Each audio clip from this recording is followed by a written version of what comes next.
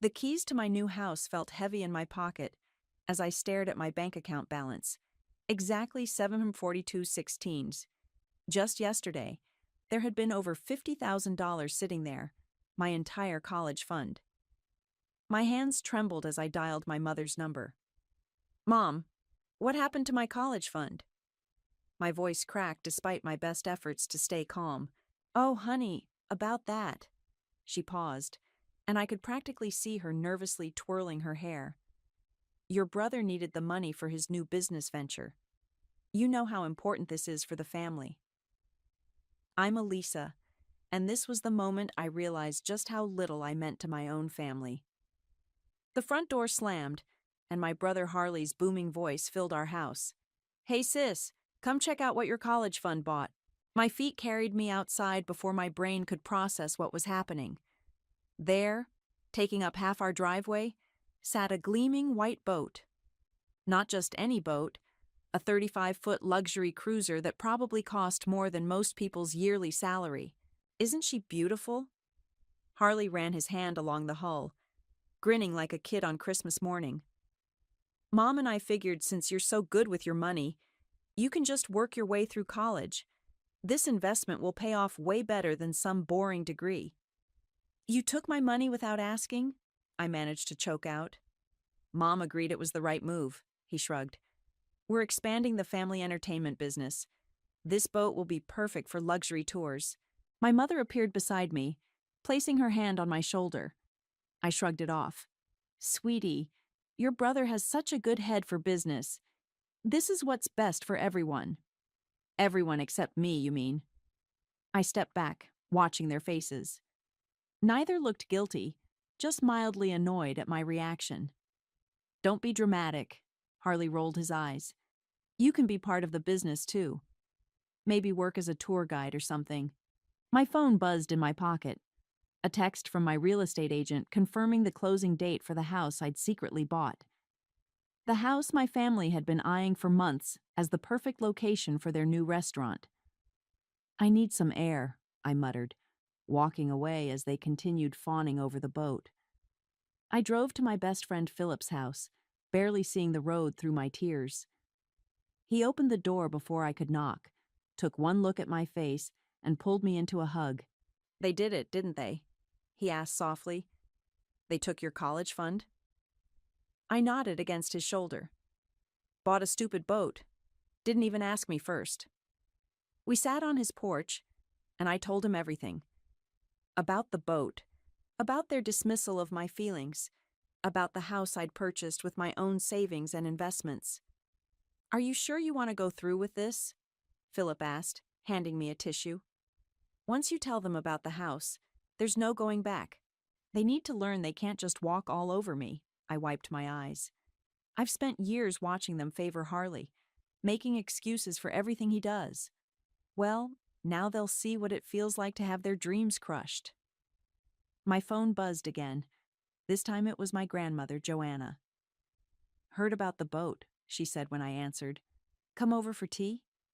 Be there in 20, I replied, grateful for the one family member who always had my back. When I arrived, Grandma Joanna was waiting with fresh cookies and knowing eyes. Sometimes, she said, sliding a cup of tea across the table, the best revenge isn't loud and angry. It's quiet and clever. I pulled out the house keys and set them on the table. Like buying the property they've been dreaming about before they could get their hands on it. A slow smile spread across her face. Exactly like that. She reached across and squeezed my hand. You've always been smarter than they gave you credit for, dear. I'm scared, I admitted, but I'm also tired of being the family doormat. Good, she nodded. Fear means you understand the consequences, but sometimes burning bridges lights the way forward. She took a sip of her tea. When do you plan to tell them? I thought about Harley's smug face as he showed off his new boat, about my mother's casual dismissal of my future. Soon, I said, gripping the house keys tightly. Very soon. The weight of the keys in my hand felt different now, not heavy with dread, but solid with purpose. My family thought they knew me. thought they could predict my every move. They were about to learn just how wrong they were. 3 years earlier, I'd overheard a conversation that changed everything. I was bringing coffee to my mother's office when Harley's voice drifted through the partially open door. "That property on Marina Drive would be perfect, Mom.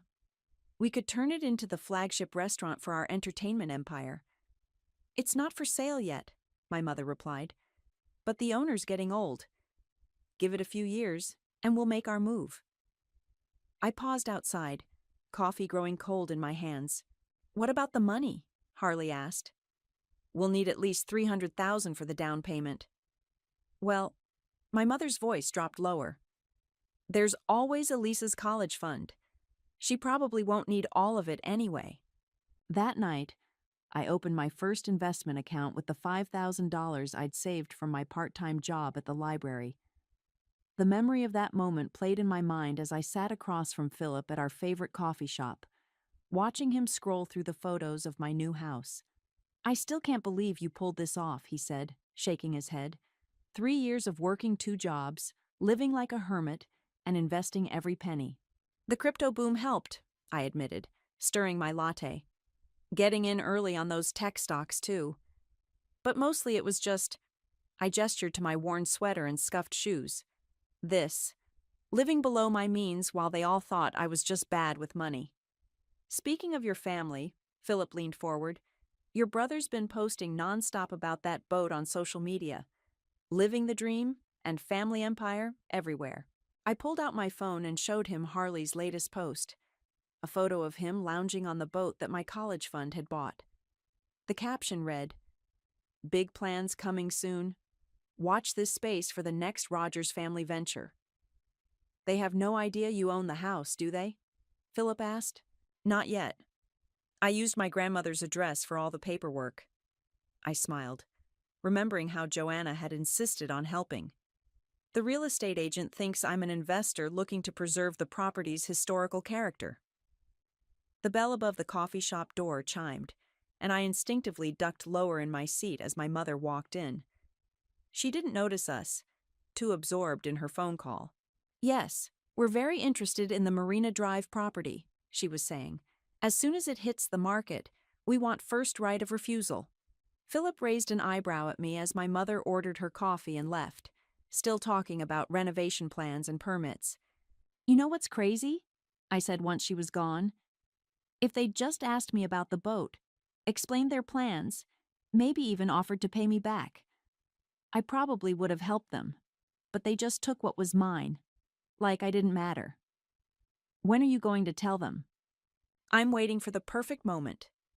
I pulled out the set of keys I'd received yesterday. "They're having a family dinner next week to discuss their expansion plans. Seems like the right time to drop my own little bombshell." Later that evening, I visited Grandma Joanna again. She was in her garden, tending to her roses, when I arrived. "Your mother called today," she said, pruning shears snipping precisely. She was quite excited about their plans for the Marina Drive property. "Did she mention how they funded Harley's new boat?" Joanna's shears paused mid-cut. "Not a word, but I have ways of finding things out." She turned to face me. "You know, when I was your age, my own brother tried something similar. Convinced our parents to give him my inheritance early for a can't-miss business opportunity. What happened? The business failed, of course," she resumed pruning. "But more importantly, he learned that taking advantage of family has consequences. Sometimes those consequences take years to surface, but they always do." "Did you ever forgive him?" "Eventually, but our relationship was never the same." She set down her shears and took my hands in hers. "Are you prepared for that possibility?" I thought about all the times I'd watched Harley get everything he wanted while I worked and saved. About my mother's constant dismissal of my dreams in favor of his schemes. "I think that relationship changed the moment they stole my future," I said quietly. "Then you're not really destroying anything," Joanna replied, squeezing my hands. "You're just making the truth visible." As I drove home that evening, I passed the Marina Drive property. My property now. The old Victorian house stood proud against the setting sun, its weathered facade hiding secrets just like I did. Soon, very soon, those secrets would come to light. I touched the keys in my pocket and smiled. Sometimes the best revenge isn't just about getting even. It's about taking control of your own story. You should see the plans I've drawn up, Harley announced at breakfast, spreading blueprints across our kitchen table, not caring that his elbow knocked over my coffee.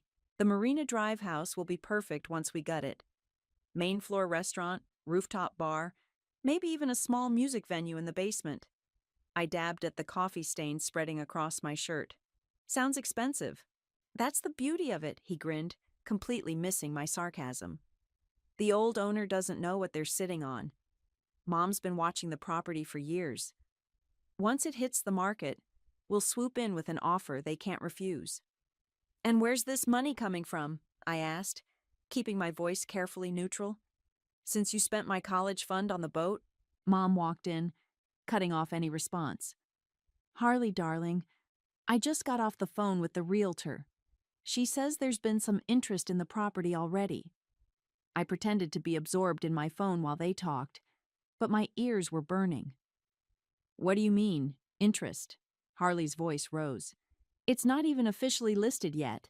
Apparently someone's been making inquiries, Mom replied, pouring herself coffee. Some investor who wants to preserve the historical character of the building. I bit my lip to hide my smile. Historical character? Harley scoffed. It's just an old house. We need to act fast, Mom. Can we make a preemptive offer? I've tried, but the realtor says the owner's already in talks with this other buyer. Mom sighed. But don't worry, I'm not giving up. I've got another meeting with her today. My phone buzzed. A real call this time, from the same realtor. I excused myself to answer it in the hallway. Ms. Rogers? I wanted to let you know your mother has scheduled another meeting to discuss the Marina Drive property, the realtor whispered. I'm not sure how long I can keep deflecting without revealing you're the buyer. Just hold them off a little longer, I replied quietly. I'm telling them everything next week. Back in the kitchen, Harley was still ranting. This is our future, our empire. Some history buff can't just swoop in and ruin everything. Maybe they have plans too, I suggested, sliding back into my seat. Dreams of their own. What would you know about dreams? Harley sneered. You can barely manage a checking account. Mom placed a hand on his arm. Harley, be nice to your sister. Elisa, why don't you help us brainstorm? You could be part of this too. Really? I raised an eyebrow. Like how I was part of the decision to spend my college fund. That again? Harley rolled his eyes. Get over it already. This is bigger than your community college plans. I stood up, my chair scraping against the floor. I have to get to work. Some of us still have to earn our way. Later that day, Philip met me for lunch at the diner where I worked my second job. I served tables while telling him about the morning's events. They're getting desperate, I said, refilling a customer's coffee. You should have seen Harley's face when Mom mentioned another buyer. Are you having second thoughts? Philip asked between bites of his burger. No, but I leaned against the counter. Sometimes I wonder what Dad would think about all this. Your dad was a good man who believed in hard work and honesty, a voice said behind me. I turned to find Grandma Joanna settling onto a bar stool. He'd be proud of you for standing up for yourself. Grandma, what are you doing here? Can't a grandmother check on her granddaughter? She smiled, but her eyes were serious. Your mother called me, trying to see if I'd help finance their restaurant plans. My stomach dropped. What did you say? I told her I'd think about it. Joanna stirred sugar into her coffee. Didn't mention I've already invested in a different project. She winked at me. The family dinner's in 3 days, I said quietly. Everything's going to change. Change isn't always bad, dear. Joanna reached across the counter and squeezed my hand. Sometimes it's necessary. After my shift, I drove past the Marina Drive house again. A sold sign had appeared in the window. My realtor's way of telling me the sale was officially recorded. In less than 72 hours, I'd tell my family that their dreams of an entertainment empire had been built on quicksand. My phone buzzed with a text from Harley. Family meeting tonight. Emergency strategy session about Marina Drive. Be there or prove you don't care about this family. I typed back, wouldn't miss it for the world. Sometimes the hardest part of revenge isn't the planning or the execution. It's maintaining your poker face while watching your targets walk straight into the trap they've set for themselves. The emergency family meeting turned out to be exactly what I expected. Harley pacing the living room, waving his arms as he ranted about the Marina Drive property slipping through his fingers. We need to pool all our resources, he declared. Mom's savings, my boat revenue, maybe even take out a loan. The boat's making revenue already? I asked innocently. It's only been a week. Harley shot me a dark look. I've got 3 tours booked for next month. That's not the point. The point is, Mom interjected, we need to show we're serious buyers. Elisa, honey, do you have any savings you could contribute? The irony was almost too much. You mean, besides my college fund? An uncomfortable silence filled the room. Mom shifted in her seat while Harley's jaw clenched. I think I'll make some tea, Mom said, escaping to the kitchen. As soon as she left, Harley rounded on me. Would you stop with the guilt trips? This is exactly why we didn't consult you about the boat. You're so small-minded. Small-minded? I stood up. Is that what you call wanting an education? Education? He laughed. While I'm building an empire, you're stuck waiting tables and shelving books. Face it, sis. You're going nowhere. I grabbed my keys. I need some air. Running away again? Harley called after me. Typical Elisa, always too weak to face reality. I drove straight to Grandma Joanna's house, my hands shaking on the steering wheel. She opened the door before I could knock, one look at my face telling her everything she needed to know. Come help me with these photo albums, she said, leading me to her study. I've been meaning to organize them. We sat on the floor, surrounded by old photographs. She handed me one showing my father standing proudly in front of his first hardware store. Your father built that business from nothing, she said softly. No shortcuts, no stepping on others, just hard work and integrity. Harley says I'm going nowhere, I whispered, tracing Dad's smile in the photo. Harley, Joanna said firmly, doesn't know the difference between noise and progress. She pulled out another photo, me at 16, accepting a math competition trophy. You've always been the quiet achiever, just like your father. My phone buzzed with a text from Mom. Please come home. We need to discuss this as a family. They want me to contribute my savings to their restaurant plan, I told Joanna. She raised an eyebrow. The savings they don't know about? For the property you already own? The very same. I showed her Harley's latest social media post. Another photo of the boat with the caption, Big moves coming soon. Watch this space. Harsh family empire. Harsh success. Your brother, Joanna said carefully, reminds me of those peacocks in the zoo. All show, no substance. She patted my hand. But you, my dear, are an owl. Quiet, watchful, and far wiser than anyone suspects. My phone buzzed again, this time from Philip. Heads up. Your brother's at the diner asking questions about your work schedule and tips. Think he's trying to figure out how much money you have. They're getting desperate, I told Joanna, showing her the message. Good, she replied, surprising me. Let them squirm a bit. They need to learn that actions have consequences. When I finally returned home, Mom was waiting up. Sweetie, I know we hurt you with the college fund situation, she began. Do you? I interrupted. Because it seems like you and Harley have it all figured out. The boat, the restaurant, the family empire. Where do I fit in any of that? You could manage the restaurant. She brightened. You're good with numbers. And stop. I held up my hand. Just stop. You don't get to decide my future anymore. I headed upstairs, but her voice followed me. The family dinner's tomorrow night. Please come. Harley has some big announcements. Oh, I'll be there, I muttered under my breath. touching the house keys in my pocket, with some announcements of my own. In my room, I pulled out the property deed and laid it on my desk. Tomorrow, everything would change. Tomorrow, they'd learn that the quiet daughter they'd dismissed had outmaneuvered them all. My phone lit up with one final text from Grandma Joanna. Remember, dear, the best revenge isn't just about winning. It's about standing up for what's right. Sleep well. Tomorrow you take back your power. I touched the deed one last time before turning out the light. Tomorrow couldn't come soon enough. The family dinner started exactly as I expected, with Harley commanding everyone's attention. Mom had prepared his favorite lasagna, and Grandma Joanna sat across from me, her eyes twinkling with anticipation. Before we eat, Harley announced, standing and raising his glass, I have some exciting news. Despite some complications with our original property plans, I've secured a meeting with potential investors for our restaurant venture. That's wonderful, darling, Mom beamed. When? Next week. They're very interested in our vision. He smiled smugly. Of course, it would be better if we had the Marina Drive location locked down, but we'll figure something out.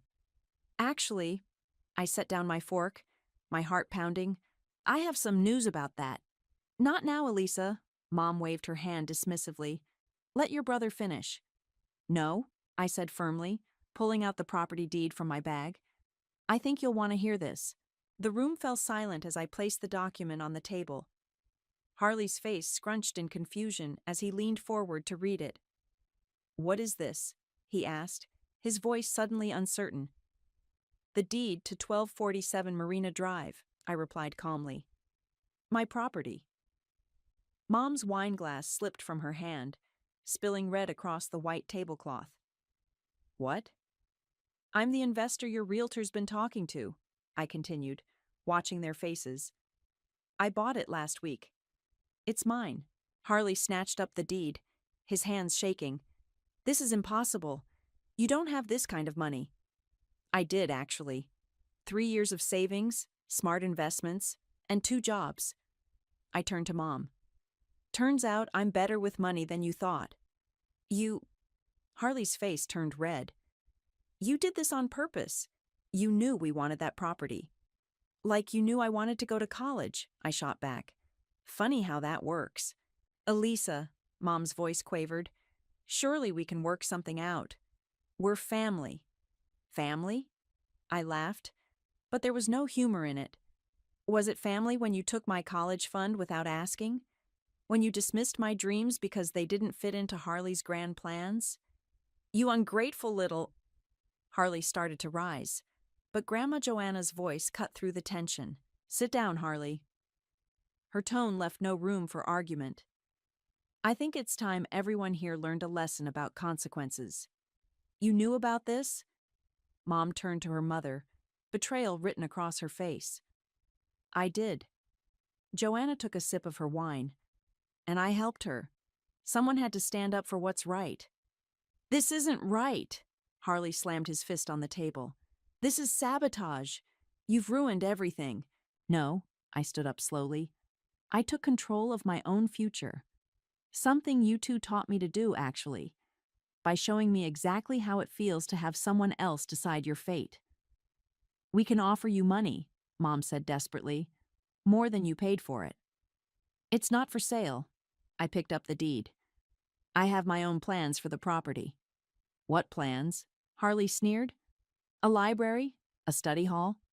Actually, I'm turning it into a community education center, with affordable classes, workshops, and yes, a library. I smiled. Not everyone can afford to have their college fund turned into a boat. The silence that followed was deafening. Mom stared at her spilled wine. Harley's face cycled through shades of red, and Grandma Joanna looked proudly in my direction. You've changed, Mom finally whispered. No, I corrected her. I just stopped letting you ignore who I've always been. Harley stormed out, the front door slamming behind him. Mom started to cry quietly, dabbing at her eyes with her napkin. Well? Grandma Joanna stood up, gathering her purse. I think that's enough excitement for one evening. Elisa, dear, would you walk me to my car? Outside, the night air was cool on my flushed face. Joanna hugged me tightly. You did well, she said. It's not easy standing up to family, but sometimes it's necessary. What happens now? I asked, suddenly feeling the weight of everything. Now? She smiled. Now you build something meaningful, something that helps others avoid the position you were in. She squeezed my hand. Your father would be so proud. As I watched her drive away, I heard the front door open behind me. Mom stood there, looking smaller than I'd ever seen her.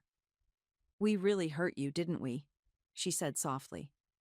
I nodded, not trusting myself to speak. I don't know how to fix this, she admitted. Maybe, I replied. You should stop trying to fix things and start listening instead. I walked to my car, leaving her in the doorway. Tomorrow would bring more drama, more accusations, more attempts to change my mind. But for now, I felt lighter than I had in years. Sometimes the best revenge isn't about hurting others. It's about finally standing up for yourself. The morning after the revelation, I arrived at work to find Harley waiting outside the library. He was wearing his best suit, the one he saved for impressing investors. We need to talk, he said, following me through the staff entrance. I'm working, Harley. I started sorting returns onto my cart. I'll make this quick. He straightened his tie. Name your price for the property. I pushed my cart between the shelves, methodically replacing books. It's not for sale. Don't be childish. He grabbed a book from my cart, holding it hostage. This little revenge plot was cute, but it's time to be realistic. You're not really going to waste that property on an education center, are you? Waste? I snatched the book back. Like you wasted my college fund? That was an investment. So is this. I turned to face him. But my investment will help people, not just feed your ego. His face darkened. Mom's devastated, you know. She barely slept last night. Really? I raised an eyebrow. Did she cry as much as I did when I found out my future had been stolen? I talked to some lawyers this morning. He switched tactics, voice dropping low. There might be grounds to challenge the sale. Given that you used Mom's address initially. Actually, I cut him off, I used Grandma's address. Everything's legal and properly documented. But nice try. He grabbed my arm as I tried to move past him. You're making a huge mistake. Is there a problem here? My supervisor appeared at the end of the aisle, frowning. No problem, I pulled free. My brother was just leaving. Later that day, Mom showed up at my second job at the diner. She sat at the counter, ordering nothing, just watching me work. Can I get you something? I finally asked during a lull. Remember when you were little, she said, ignoring my question, and you used to play restaurant with your toy cash register? You were always so good with numbers. Mom, you could still be part of the family business, she pressed. We could work together, make it something special. Like you made my college fund into something special? I started wiping down the counter, needing to keep my hands busy.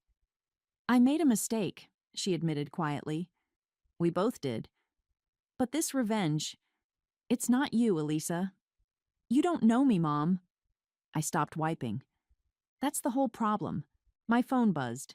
A text from Philip. Heads up. Harley's posting about fraudulent property sales on social media.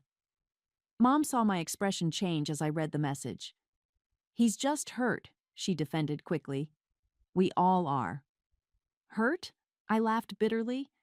He's trying to destroy my reputation because he can't handle losing. He's your brother. And I was your daughter. The words exploded out louder than intended, drawing stares from nearby customers. I lowered my voice. I was your daughter, but you treated me like an ATM for Harley's dreams. She reached for my hand, but I pulled back. I need to get back to work. That evening, I met Grandma Joanna at the Marina Drive house. We walked through the empty rooms, our footsteps echoing on the hardwood floors. Harley's getting desperate, I told her, showing her his social media posts. Of course he is, she replied, running her hand along an antique banister. He's never had to face consequences before. Mom came to the diner today, tried to convince me to sell. And I almost felt bad, until I saw Harley's posts. Joanna stopped at a window, looking out at the garden. Your father built his first store in a building like this. Everyone told him it was too old, too much work, but he saw the potential. She turned to me. What do you see when you look at this place?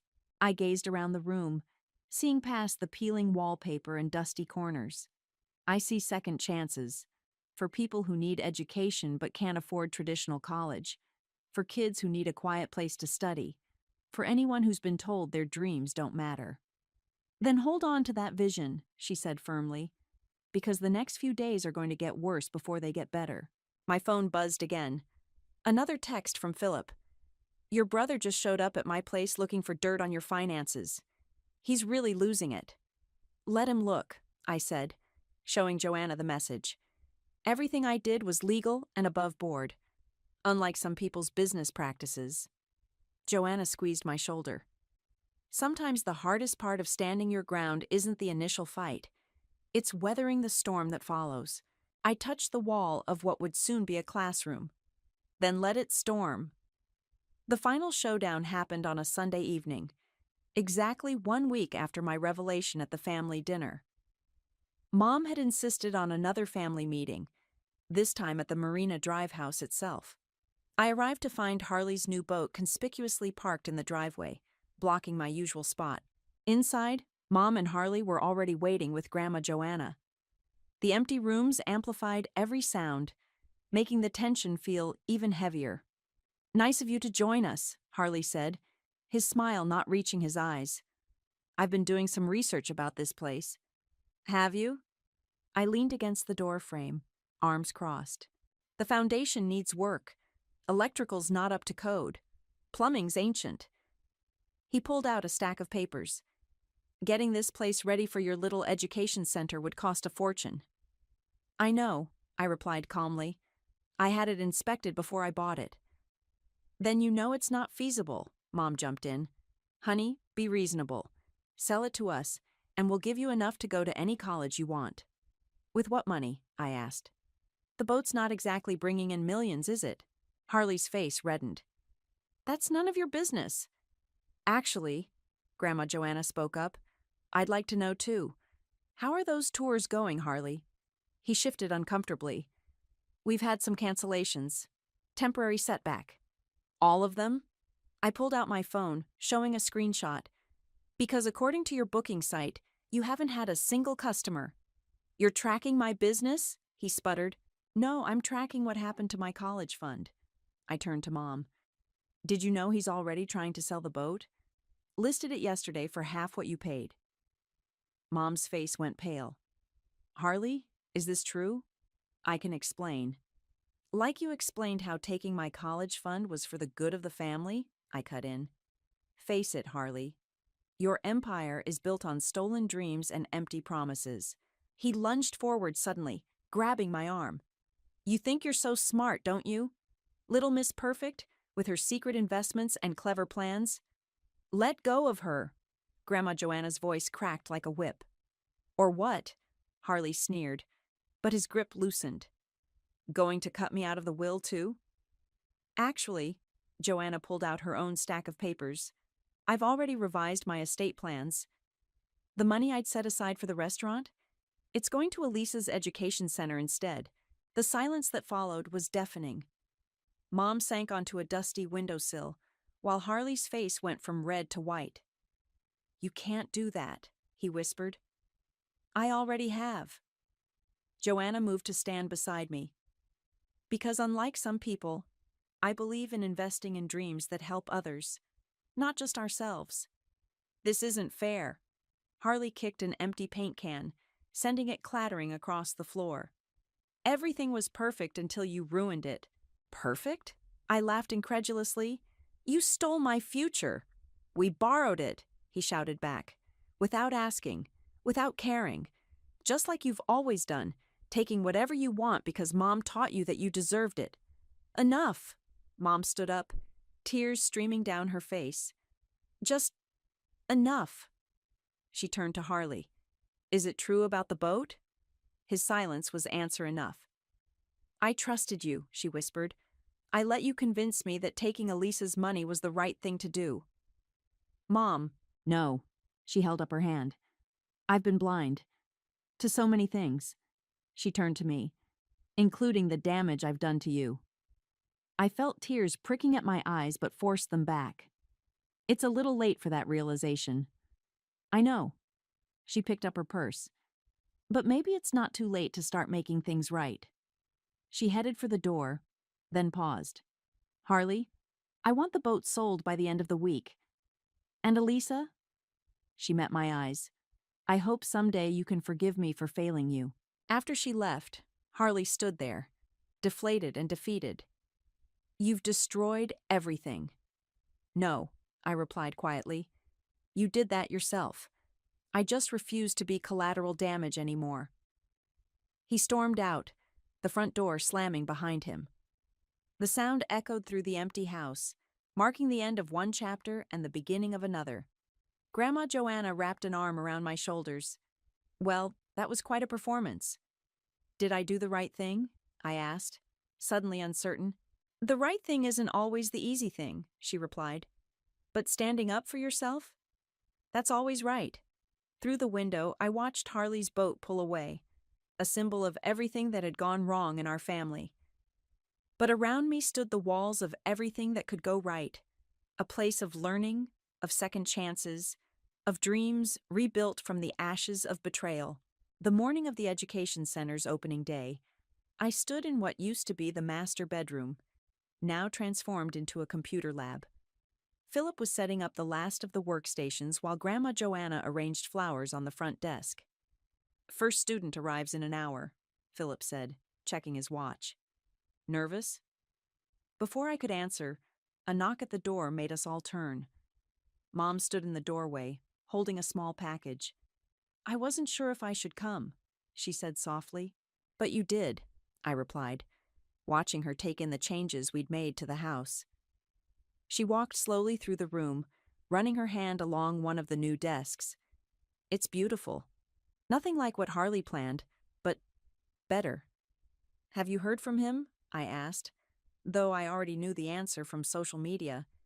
He'd moved to Florida, supposedly to expand his business opportunities. He's avoiding my calls. She set the package down. The boat sold last week. I wanted you to have this. She pushed the package toward me. Inside was a check, for exactly the amount of my original college fund. Mom, please, she interrupted. I know it doesn't fix everything, but it's a start. I studied her face, seeing for the first time the toll the past months had taken. The proud, dismissive woman who had always sided with Harley was gone, replaced by someone who looked tired, real.